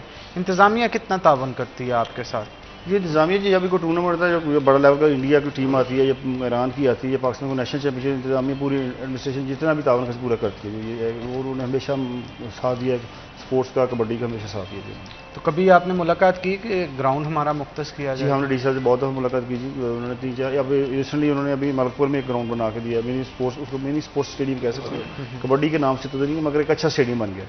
उनको एप्लीकेशन भी दी कि हमें मखसूस कबड्डी के लिए बना के, क्योंकि जो कबड्डी है उसकी सर्कल स्टाइल होती है, उसका ग्राउंड सर्कल में होगा, 100 फुट की सर्कल लगेगी, उसके अंदर 80 फुट का ग्राउंड होगा, वो एक मखसूस किस्म का स्टेडियम है। मगर ये जो स्टेडियम अभी बना है ये कमालपुर, ये और तरह के, मगर कबड्डी हो सकती है। लेकिन आपको नहीं लगता कि ये कबड्डी के ग्राउंड में ही वर्ल्ड कप हो तो उसमें ज़्यादा देखिए जी, उसकी तो और ही बात है, उसकी खूबसूरती भी और ही होगी। अगर कबड्डी वर्ल्ड कप और ग्राउंड भी स्टेडियम जगह बैठने के लिए तो उसमें तो क्या कहने। सर साहब, आप क्या समझते हैं कि फिलफौर इंतज़ामिया को कौन से एक्शंस लेने चाहिए स्पोर्ट्स की बेहतरी के लिए? ये स्पोर्ट्स की बेहतरी के लिए मैं समझता हूँ कि सबसे पहले तो उन्हें हमें कबड्डी के लिए स्पेशली एक बहुत बड़ा ग्राउंड देना चाहिए, ठीक है। उसके बाद हमने एप्लीकेशंस दी हैं पंजाब चैम्पियनशिप के लिए, तो हम कोशिश कर भी रहे हैं कि वो हमें ज़्यादा से ज़्यादा फंड दें। वो हम ज़्यादा इनाम रखेंगे तो लड़के खुश हो कि वो मैच खेलेंगे, लड़कों को ज़्यादा इनामात मिलेंगे, तो उनकी तरक्की के लिए ये सबसे पहला स्टेप यही है। और इसके अलावा आप फेडरेशन के लिए जो काम कर रहे हैं जी, उसको रिकग्नाइज क्यों नहीं किया जा रहा ऊपर लेवल से, ताकि ये बजट्स के जो मामला हैं आपके हल हो सकें? जी कर रहे हैं, हमने फेडरेशन के साथ भी मीटिंग रखी है, इंशाल्लाह नेक्स्ट मंथ उनसे मीटिंग करेंगे। तो हम कोशिश कर रहे हैं कि ज़्यादा से ज़्यादा फंड जो किसी तरीके से हुकूमत से भी लिया जाए और ये लोग प्राइवेट सेक्टर जो उनसे भी इंशाल्लाह।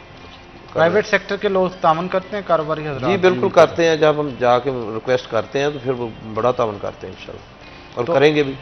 ख़वातीन की कबड्डी टीम के हवाले से आप क्या कहेंगे? हमारे पाकिस्तान की कबड्डी की ख़वातीन की टीम भी बड़ी तगड़ी है। देखिए जी, कबड्डी पाकिस्तान ख़वातीन कबड्डी तो बनी है, बिल्कुल है, उन्होंने खेला भी इंटरनेशनल पे, उन्होंने अपने को मनाया भी है। मगर मेरा थोड़ा सा उनसे ये इख्तलाफ है कि हमारी जो कबड्डी लड़कियों की टीम है उसके इंडोर गेम होनी चाहिए, वो पब्लिकली गेम नहीं होनी चाहिए। हमारा दीन या हमारे जो मुल्क के हालात हैं हम उसको अफोर्ड नहीं कर सकते। इंडोर गेम होनी चाहिए वो लड़कियों के लिए खास, उनके ऑफिशियल भी लेडीज़ होनी चाहिए, उनको पब्लिक भी उनकी लेडीज़ अलाउ हो कि वो उस स्टेडियम में वो ही जाएँ, वो इंडोर बच्चियाँ खेलें, इंडोर पाकिस्तान के नाम जैसे हो सकता है, मुश्किल नहीं। आपको नहीं लगता कि कबड्डी को 4 चांद जो हैं वो कमेंट्री के जरिए लगाए जाते हैं? देखिए जी, किसी भी जो गेम है या कोई भी शुबा है उसको मीडिया ही प्रमोट करता है। इसी तरह जो कमेंटेटर हैं ये इसमें खूबसूरती बन उसकी तैयब गिलानी हमारे फैसलाबाद का बड़ा नाम है। हमारे फैसलाबाद में बहुत कमेंटेटर हैं, सफदर साहब हैं, एक वो की नाम एजाज पारस साहब है, प्रोफेसर साहब, हाफिज अमजद साहब ने। पाकिस्तान में बहुत से कमेंटेटर ऐसे जिन्होंने इंटरनेशनल अपने को मनवाया है। लेकिन ये है कि ये मट्टी इस हवाले से बड़ी जरखेज, लोग तो ढूंढते हैं, और यहाँ पे हर गांव के अंदर आपको कबड्डी। हमारे फैसलाबाद में सिर्फ कबड्डी ही नहीं थी, हमारे फैसलाबाद में 80% पाकिस्तान की जो स्पोर्ट्स है वो फैसलाबाद प्रमोट कर रहा है। एथलेटिक हो, क्रिकेट हो, हॉकी हो, बॉक्सिंग हो, कुश्तियाँ हो, रेसलिंग हो, कोई भी हो, 80% टोटली स्पोर्ट्स को फैसलाबाद ही उनको हिस्सा है उसके अंदर। और इसके बावजूद भी सहूलियत से महरूम फैसलाबाद, उनके साथ सहूलियत नहीं दी जा रही।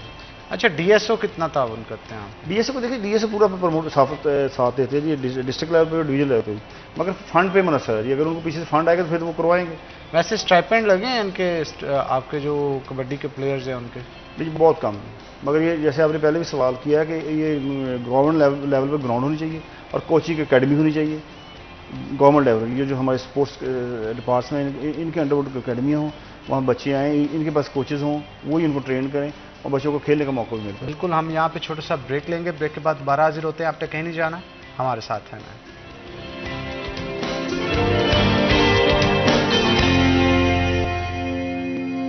वेलकम बैक नाज़रीन, ब्रेक के बाद खुश आमदीद। हमारे साथ राना इमरान मौजूद है, मज़ीद गुफ्तगू उनके साथ करते हैं। इमरान साहब, ये बताइएगा कि कबड्डी एक बड़ा ज़ोर आजमाई वाला खेल है, और इस जैसे और भी बहुत सारे खेल हैं। इन खेलों की वजह से बहुत सारी नौजवान नस्ल जो कि भटकी हुई थी, नशा आवर चीज़ें इस्तेमाल करती थी या दीगर जो ख़राब एक्टिविटीज़ थी उनकी तरफ ध्यान था, वो छोड़ के अब स्पोर्ट्स के अंदर मन लगना शुरू हो गया उनका। क्या कहेंगे इस? देखिए, स्पोर्ट्स जिस मौक़ों की ग्राउंड आबाद होगी कि हॉस्पिटल वैरान हो जाएगी। हमारी जो नई यूथ है हमारे बच्चों का नुकसान ये जो सोशल मीडिया या मोबाइल ने इन बच्चों को इस ग्राउंड से बहुत दूर कर दिया। हमें इन बच्चों को वहाँ से निकाल के ग्राउंड में लाना है। वो कोई भी स्पोर्ट्स हो, ज़रूरी नहीं कबड्डी हो, क्रिकेट हो, जिसमें बच्चे का इंटरेस्ट हो उसमें बच्चे को ग्राउंड में आना चाहिए। ये माँ बाप का फ़र्ज़ है। बच्चों को इन मोबाइलों को छुड़ा के एक दफ़ा ग्राउंड में ज़रूर लेके जाएँ। बच्चे को शौर नहीं होता इस छोटी उम्र में या इस लेवल के। माँ बाप का काम है कि जब किस भाई का या उसके चचा का काम है कि उसको एक दफ़ा ग्राउंड में बच्चों को लेके उसको टाइम जरूर वहाँ पर स्पेंड करें। जब बच्चा जाएगा फिर उसको शौक हो, वो उसका फिर इंटरेस्ट डेवलप होगा, किसी भी गेम में हो जाए, फुटबॉल में हो जाए, फिर वो देखे जिस पहले उसकी फिटनेस ज़रूरी है। जब बच्चे की फिटनेस होगी ना, वो उसको शौक पैदा होगा तो फिर वो गेम की तरफ ज़्यादा और चल जाएगा और इससे मनशियात से बचेगा। जब बच्चा घर में फ्री होगा ना जिसका, वो फिर उसके दिमाग में बहुत सारी नेगेटिव चीज़ें चलती हैं। जब ग्राउंड में जाएगा वहाँ मेहनत करेगा, खेलेगा, थकेगा, घर आके खाएगा, सो जाएगा। जब वो नेगेटिव, इससे पॉजिटिव चीज़ें प्रमोट होंगी। और ये हमारा फ़र्ज़ बड़ों का है कि इस जनरेशन को हमने बचाना कैसे। हमारी इस जनरेशन में सबसे बड़ा जो नेगेटिव चीज़ है वो ये मोबाइल, मीडिया, सोशल मीडिया ने हमारे बच्चों को फैमिली से दूर कर दिया और ग्राउंडों से बहुत दूर कर दिया। आप नहीं समझते कि एक दौर था जब माएँ बच्चों को बाहर से मारता हुआ घर लाती थी कि शाम हो गई है, अब खेलना बस करो और घर आ जाओ। और आज का दौर है कि बच्चे मार मार के बाहर भेजते हैं बच्चों को माएँ के, अब मोबाइल को छोड़ो और बाहर जाके कुछ खेलो। देखिए जी, मैं तो कहता हूँ जो इंटरनेशनल प्लेयर बनता है ना वो माँ की वजह से बनता है। जो भी बड़ा स्पोर्ट्समैन बनेगा उसकी माँ की वजह से बनेगा। बाप का रोल तो होगा। अगर माँ उसको अच्छा खिलाएगी, अच्छा पिलाएगी तो एक बच्चा जो है वो एक अच्छा सुपरस्टार बनेगा। पहले माएँ उसको मार के ग्राउंड पर भेजती थी, अब माएँ अगर बच्चा रोता तो उसके हाथ में मोबाइल दे देती है, ये चुप कर खेल ही जाए, किसी को तंग न कर। ये बड़ा फ़र्क आ गया पिछले जनरेशन और इस जनरेशन में। इसको हमने ख़त्म करके बच्चों को यहाँ से निकाल के दोबारा ग्राउंड में ले जाना। ये फ़र्ज़ है हमारे माँ बाप का, हमारे बड़ों का। हमने अपनी यूथ को बचाना है, किस तरह बचा सकते हैं। और बच्चा ग्राउंड में जाकर नशा से बचेगा, हर गलत काम से बचेगा, उसकी सोच और उसकी अप्रोच पॉजिटिव होगी। बिल्कुल ठीक कहा। चौधरी साहब, आप क्या कहेंगे इस हवाले से? जी बिल्कुल, इमरान भाई ने बड़ी अच्छी बात की है कि जितना ज़्यादा बच्चों को खेल की तरफ राग़िब किया जाएगा ना, उतना ही उनके लिए, क्योंकि सेहतमंद जिस्म में ही सेहतमंद दिमाग होता है। तो जो बच्चा मतलब खेल में ज़्यादा हिस्सा लेगा वो इंटेलिजेंट होगा, वो पढ़ाई में भी हर फील्ड में उसका जो ना वो 100% देगा। तो ये बड़ी ज़रूरी है कि बच्चों को खेलों की तरफ राग़िब करवाया जाए। ये जो बहुत बड़ा अलमिया है कि हमारे बच्चों को, जैसे इमरान भाई ने बताया कि वालिदैन मोबाइल दे देते हैं कि तुम मोबाइल पे खेलते रहो, हमें ना तंग करो। हालांकि मोबाइल बच्चों के लिए बहुत नुकसान है। हमें हमारी अगर ग्राउंडें आबाद होंगी तो समझो हमारे हॉस्पिटल जो वीरान होंगे। तो ये बहुत ज़रूरी है कि बच्चों, मैं एक दोस्तों में कहता हूँ कि जो बच्चा सेहतमंद होगा ना, वो अपने दाएं बाएं हमसायों से, अपने शरीके बरादरी से तो कम से कम तगड़ा होगा ना।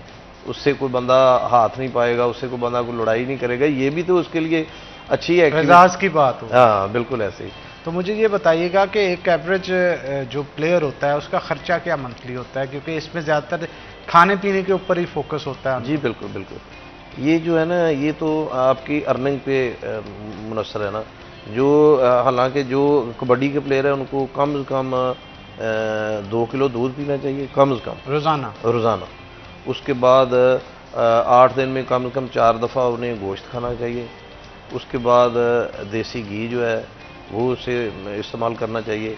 मतलब जितनी भी ज़्यादा खुराक खाएगा, जितनी ज़्यादा मेहनत करेगा, उतनी ज़्यादा अल्लाह पाक उनको इज़्ज़त भी देगा और उनकी सेहत भी बेहतर होगी। बिल्कुल ठीक कहा आपने।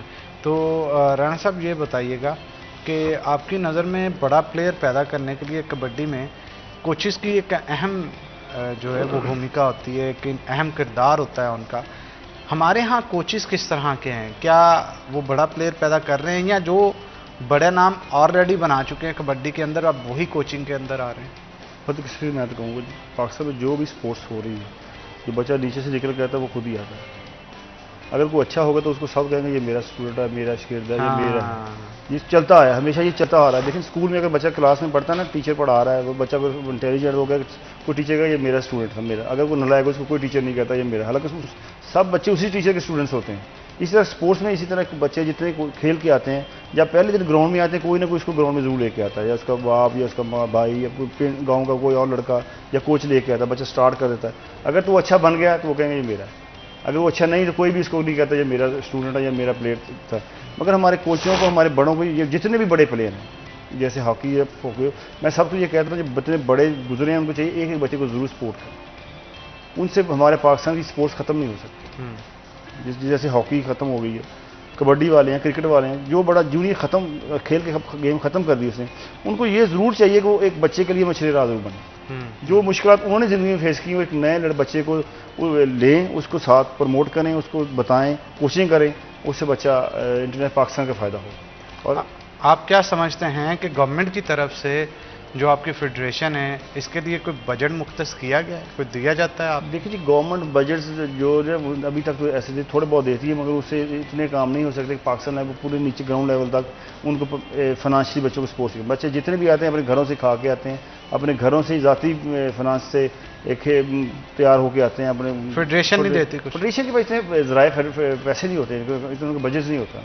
फेडरेशन बस आपके टूर्नामेंट करवा बजट के फेडरेशन के पास यही है कि वो आपको एक इवेंट देगी, इवेंट करा के देगी, वहाँ बच्चे आएँ अपना खेलें, उनको मौका मिले वो आगे जाएँ, उनको डिपार्टमेंट ले जाएँ, फिर उनके जॉब का भी रास्ता बन जाता है। इस तरह चल जाता है।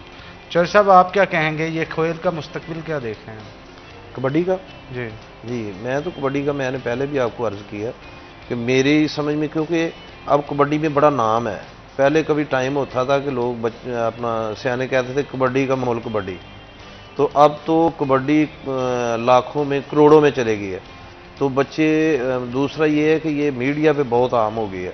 अब बच्चे बड़ी मेहनत कर रहे हैं कि जो बच्चा थोड़ा सा भी अपने आप को अपीयर करेगा ना, तो वो महकमे में जाएगा, उसे डिपार्टमेंट मिलेगा, डिपार्टमेंट के बाद अगर वो उसमें अच्छा खेलेगा तो फिर ये काउंटियाँ खेलने जाते हैं, इंग्लैंड, कनाडा, ऑस्ट्रेलिया, न्यूजीलैंड वगैरह।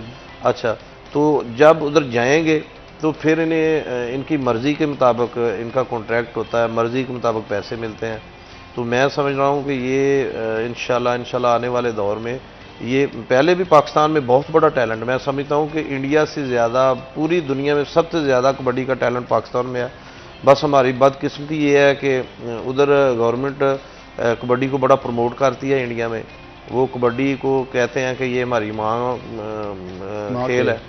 अच्छा, ये पाकिस्तान में थोड़ा सा ये प्रॉब्लम है। अगर हमारी हुकूमत हमारे साथ तावन करे तो ये इससे भी ज़्यादा इंशाल्लाह पूरी दुनिया में पाकिस्तान से ज़्यादा टैलेंट कहीं भी नहीं है। बिल्कुल, उनकी माँ का खेल है तो हमारे बाप का खेल है जनाब। हमारे प्लेयर्स किसी से कम नहीं है। नहीं, और जब इंडिया पाकिस्तान का इधर मैच हुआ था, मैं अच्छे से मुझे याद है, मैंने खुद ऐनी शाहिद था, पाकिस्तानी प्लेयर ने तबाही उतार दी। जी बिल्कुल, और वो रोने पे आ गए थे कि रेफरी गद्दारी कर रहा है, ये कर रहा है, वो कर रहा है। हालांकि वो जब साफ हार नजर आ रही हो ना जी बिल्कुल ऐसे, तो फिर रोने के सिवा उसके पास कुछ नहीं होता। और उनको ये भी था कि अगले के घर में मौजूद है और वो अपने होम ग्राउंड के ऊपर हमें इतनी बुरी तरह शिकस्त दे रहे हैं। वैसे आपको नहीं लगता कि जब भी इंडिया पाकिस्तान का मैच होता है बड़ा जबरदस्त होता है और पहले से ज्यादा तादाद अब स्टेडियम में लोगों की आनी शुरू हो गई है, क्योंकि शहर से भी बहुत सारे लोग इससे मोहब्बत रखते हैं इस खेल से, और गांव से भी बहुत सारे लोग देखने आते हैं।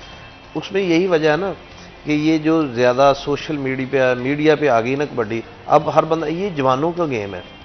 जो बंदा कबड्डी को बिल्कुल नहीं समझता होगा, आप उसे एक दफ़ा दिखा दें, ये वाहद ऐसी गेम है कि जिसको पढ़ा लिखा, अनपढ़, बिजनेसमैन, हर बंदा इसको पसंद करेगा। ये एक तो सादा सी गेम है, हर बंदे की समझ में आ जाती है। दूसरा ये मतलब हिम्मत की गेम है, ज़ोर की गेम है, हर बंदे को ये गेम अच्छी लगती है और समझ भी आती है। अब इसमें मीडिया पे ज़्यादा ये हो गई है, इसलिए हर बंदा इसको देखता है। पहले तो ये गांव में होती थी, मेलों ठेलों पे होती थी, अब इसमें ज़्यादा पैसा भी ज़्यादा आ गया है, ये मीडिया पे भी ज़्यादा, अब इसमें हर बंदा दिलचस्पी ले रहा है और ये बड़ी मज़ेदार गेम है, हर बंदे को समझ आती है। क्यों जी? हर बंदे को तो समझ आती है, इजी खेल है। जो कबड्डी है ना जी, कबड्डी हर बच्चा या बड़ा बॉडी बिल्डर जो बनना चाहता है।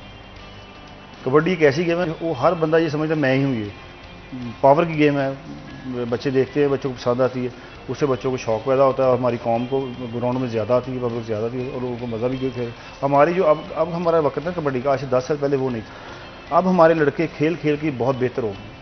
अब इंटरनेशनल लेवल पे हम किसी से पीछे नहीं, पहले भी नहीं थे, मगर हमारे लड़कों को तजर्बे की कमी थी। अब ज़्यादा खेलते हैं, बाहर काउंटी खेलते हैं, वहाँ पूरी दुनिया के लड़के आते हैं, इंडिया के भी आते हैं, बाहर के लोग भी आते हैं। वहाँ खेल ज़्यादा हमारे लड़के अब एक्सपीरियंस हासिल कर चुके हैं। अब कोई भी इंटरनेशनल, जैसे पिछले साल वर्ल्ड कप फेडरेशन ने पाकिस्तान ने 2 साल पहले करवाया था, तो उस वर्ल्ड कप में पाकिस्तान जीता, और उससे हमारी जो रेट है बदकिस्मती से कोरोना आ गया, वरना उस वक्त हमारी कबड्डी ने बहुत प्रमोट हो रहा था, वो पूरी दुनिया में आ गया। हमारी बदकिस्मती कह सकते हैं, ग्राउंड ही बंद हो गया, ग्राउंड ही फिर बंद वहाँ हो पे रह के आ गया। वो कुछ भी हर चीज़ बंद हो गई थी, तो उस वजह से कबड्डी थोड़ी सी रुकी है। गर्मियों में हमारी कबड्डी रुकती है, लड़के बाहर खेलने गए, सीजन हमारा अगस्त अक्टूबर में दोबारा शुरू हो जाना, फिर हमारे यहाँ ग्राउंडों में शहरों में दोबारा टूर्नामेंट शुरू हो जाएंगे, फिर बच्चे लोग खेलेंगे, लोग देखेंगे। बिल्कुल सही कहा आपने, और ये कल्चर दिन ब दिन परवान चल रहा है। यहाँ पे छोटा सा ब्रेक लेंगे, ब्रेक के बाद दोबारा हाजिर होंगे। आपने कहीं नहीं जाना, हमारे साथ रहना।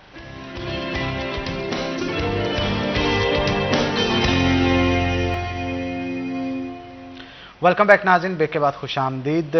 राना इमरान हमारे साथ मौजूद है, मज़ीद गुफ्तगू उनके साथ करेंगे। राना साहब, एक परसेप्शन पाया जाता था हमारे यहाँ कि ख़वातीन को माशरे में शायद इज़्ज़त नहीं दी जाती या वो मुकाम नहीं दिया जाता, लोग ऐसा कहते थे, हालांकि इसमें सदाकत कोई नहीं थी। अब कबड्डी की वुमेंस की टीम भी बनी और हमारी टीम लीड करती है ऑल ओवर द वर्ल्ड, जहाँ पर भी जाती है। ख़वातीन की, जहाँ मर्द हजरात की टीम लीड करती है, ख़वातीन की भी करती है। तो ये एक मुस्बत पैगाम ऑल ओवर द वर्ल्ड जाता है कि जनाब हम ख़वातीन को स्पोर्ट्स में भी उतना मुकाम देते हैं जितने मर्द हजरात को। क्या कहेंगे? देखिए, पहली बात जो आपने कहा, इज्जत नहीं दी जाती है ख़वातीन को, ये ख़वातीन को भी सोचना पड़ेगा, लोगों को सोचोगे। ख़वातीन ही महवर है हर चीज़ का। जब कोई बंदा पैदा होता है, माँ की गोद से लेकर कब्र तक एक औरत का ही मोहताज रहता है। जो मुकाम और इज़्ज़त औरत की है, ख़ातून की है, वो किसी की भी नहीं।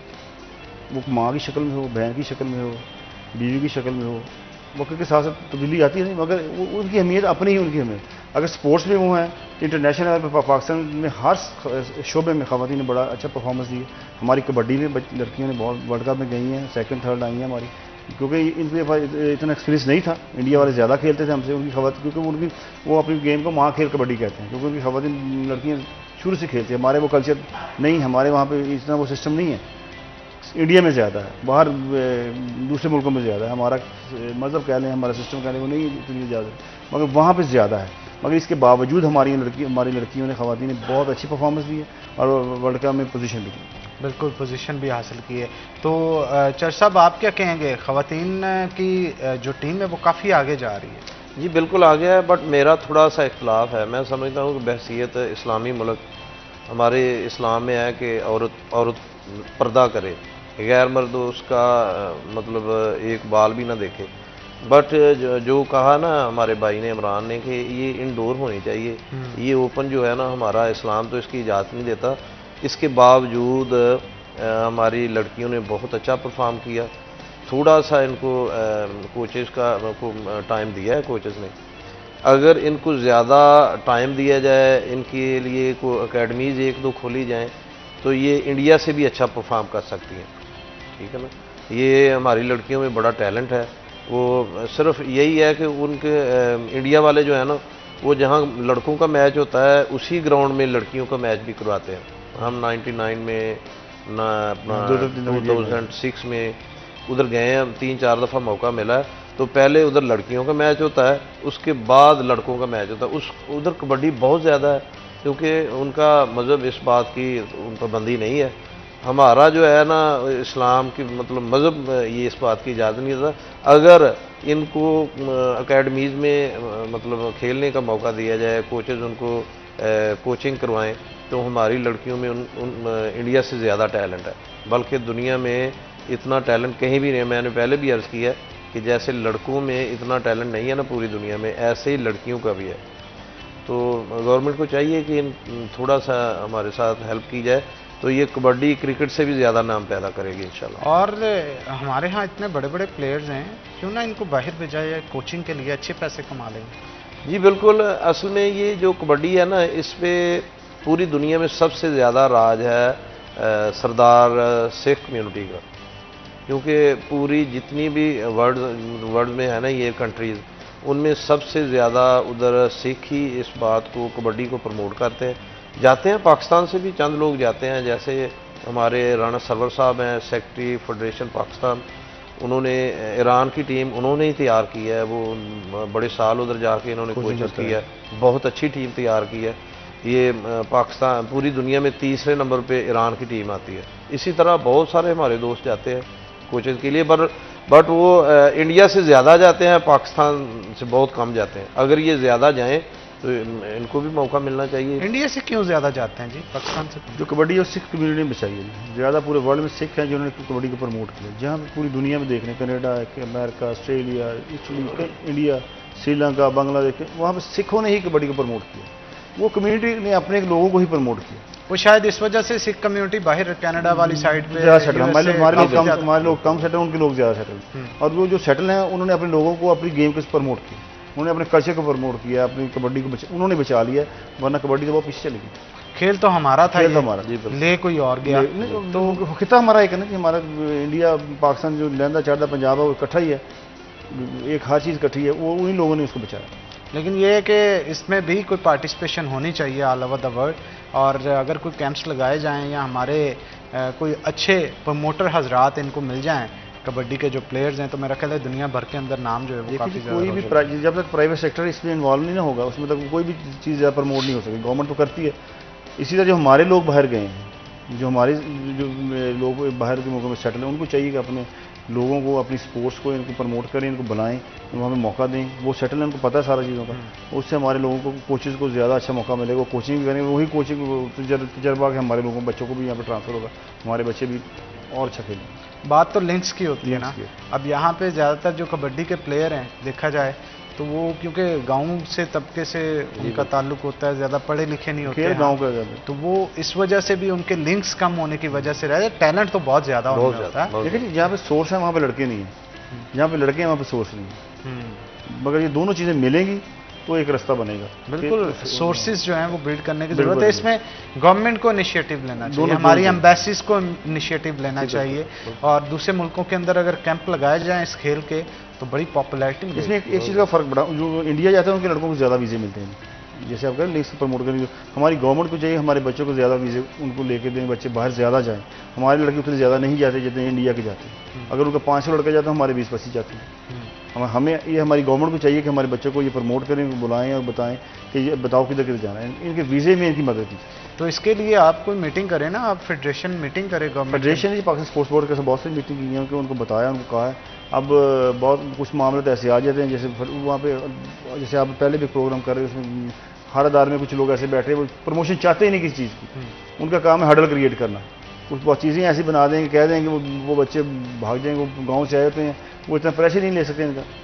बिल्कुल, कोई भी कदगन लगा के आप किसी को भी किसी रोक दें, तो वो लोग ज़रा भोले भाले होते हैं, तो जोर में तो काफ़ी ठीक होते हैं, लेकिन भोले भाले होने की चीज़ों में रुकावट आ जाती है। अच्छा, यहाँ पे फेडरेशन का किरदार होना चाहिए ना। फेडरेशन यहाँ पे रोल अदा करती है, बच्चों को बुलाती है, इनको बुला के इनके वीज़े के लिए, इनको बाहर जाने के लिए, कंट्री के साथ कॉन्ट्रैक्ट कराने के लिए ये फेडरेशन ही ज़्यादातर। मगर अब जो वक्त बहुत जिद्दत आ गई, सोशल मीडिया लड़के खुद ही बहुत क्लब जो बच्चों को अप्रोच कर लेते हैं, खुद ही इनके साथ कॉन्ट्रैक्ट करके इनको बुला लेते हैं। तो जैसे PCB है, पाकिस्तान क्रिकेट बोर्ड है, इसका भी कोई है कबड्डी का? पाकिस्तान कबड्डी फेडरेशन थी, पंजाब फेडरेशन के अलावा नहीं कोई? फेडरेशन के अलावा पाकिस्तान कबड्डी फेडरेशन या पंजाब कबड्डी एसोसिएशन या डिस्ट्रिक्ट रीजन लेवल के अंदर। ये गवर्नमेंट से रिकग्नाइज्ड है? ये एफिलिएशन होती है पाकिस्तान ओलंपिक के साथ और पाकिस्तान स्पोर्ट्स बोर्ड के साथ। ठीक है। और जो पंजाब की होती है वो पंजाब स्पोर्ट्स बोर्ड के ओलंपिक के साथ होती है। जो हमारे ओलंपिक्स में भेजे जाते हैं? जी, ओलंपिक्स में कबड्डी सर्कस स्टाइल नहीं हमारी ओलंपिक्स में। ओलंपिक्स में हमारी एशियन स्टाइल कबड्डी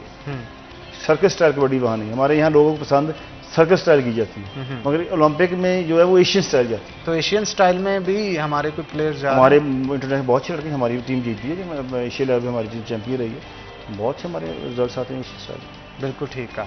तो चौधरी साहब, आप जो जितने भी ये यंग जनरेशन के लोग हैं जो कि इस खेल में आना चाहते हैं, उनके लिए क्या मैसेज देना चाहते हैं? बस मैं उन्हें यही मैसेज देना चाहता हूँ कि वो मेहनत करें, ईमानदारी से मेहनत करें, अपनी खुराक का ख्याल रखें, गलत एक्टिविटी जो है उनसे थोड़ा सा परहेज़ करें। तो बस मैं तो ये समझता हूँ कि अल्लाह ताला की ज़ात के पास नाइंसाफ़ी नहीं है। जो जितनी ज़्यादा मेहनत करेगा उसे उतना ही ज़्यादा फल मिलेगा। तो जो गलत एक्टिविटीज़ की तरफ चले जाते हैं लड़के, वो अपना टैलेंट भी खो देते हैं, अपनी सेहत की भी खराबी करते हैं। तो मैं तो सब मतलब लड़कों से यही रिक्वेस्ट करता हूँ कि वो अपनी सेहत और अपनी खुराक का ज़्यादा से ज़्यादा ख्याल रखें। क्यों जी, आप क्या कहेंगे? मैं आपके ज़रिए से, आपके चैनल से जरूर कहूँगा, बच्चों जो नए बच्चे आ रहे हैं वो एक तो ड्रग्स से बचें, इससे बचें, इनकी ज़िंदगी को ख़तरा है। और वो बच्चे अपनी मेहनत करें, बाईपास नहीं हो सकता कभी। जो बच्चा मेहनत करेगा, अगर खुद अल्लाह ताला फरमाता है कि वो मस्जिद में मेहनत करे, सजदा करे, अल्लाह ताला उसको अजर देगा। ग्राउंड में मेहनत करेंगे तो अल्लाह ताला उसका भी अजर देगा। बिल्कुल ठीक और कहा ये आपने। कभी नहीं हो सकता कि कोई इंसान ये कहे मैं मेहनत ना करूं मैं सुपरस्टार बन जाऊं। और अब जो वक्त जा रहा है लोग ज़्यादा यही बच्चे समझते हैं कि मैं इधर आज रात को सोऊं तो सुबह जब मैं उठूं तो मैं सुपरस्टार हूं। बिल्कुल ऐसा हो ठीक नहीं कहा सकता। आपने। बहुत शुक्रिया आप दोनों का शो में आने के लिए। इसी के साथ नाज़रीन आज के प्रोग्राम से अपने मेज़बान हनान बुखारी को दे इजाज़त, फिर होगी आपसे मुलाकात। तब तक के लिए अल्लाह हाफिज़।